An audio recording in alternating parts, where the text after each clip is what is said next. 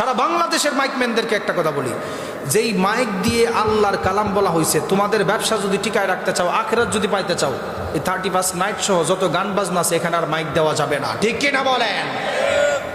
এটা আমার সারা বাংলাদেশের মাইকম্যানদের কাছে একটা কথা। এটা দিয়ে আমি কোরআন তেলাওয়াত করছি, আবার এটা দিয়ে কিভাবে একটা বাউল গান গায়? ঠিক কিনা বলেন? হ্যাঁ, আপনি শরীয়তের মাসআলা জানেন? হিন্দুদের পূজায় পাঠা বিক্রি করা, ছাগল বিক্রি করার উদ্দেশ্যেও ছাগল পালা জায়েজ নাই। আর কোনো মুসলমান ব্যক্তি যদি মাইকের ক্ষেত্রে এই নিয়ত করে আমি জগা খিচুড়ি বানায় ফেলবো, জগা খিচুড়ি, ওয়াজও করবো, গানও গাইবো, তো মুনাফিকি কারবার। একজন ব্যবসায়ী সৎ হওয়ার দরকার। ঠিক কিনা বলেন?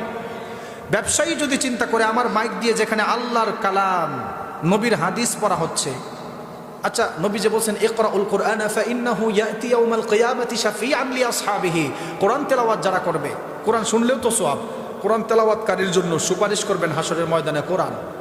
এই যে আজকে মাইকওয়ালাদের মাধ্যমে এত সুন্দর সাউন্ড ব্যবস্থা, শত শত মানুষ আজকে আলোচনা শুনতেছে, কোরআন যার জন্য সুপারিশ করবেন, সেদিন এটা যে ব্যবহার হয়েছে, আল্লাহ যদি এটা রসুল্লাহ খুঁজেন, যা তোর এটার কারণে কিছু কিছু মানুষ আরো ক্লিয়ার শুনছে, তোরেও জান্নাত দিলাম, সুবহানাল্লাহ পড়বেন না?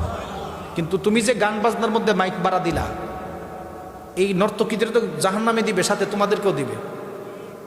এজন্য ভাই মনে কষ্ট নিও না। আল মারউ মা মান আহাব্বা হাদিসের উপর আমল করার তৌফিক দান করুন, আমিন।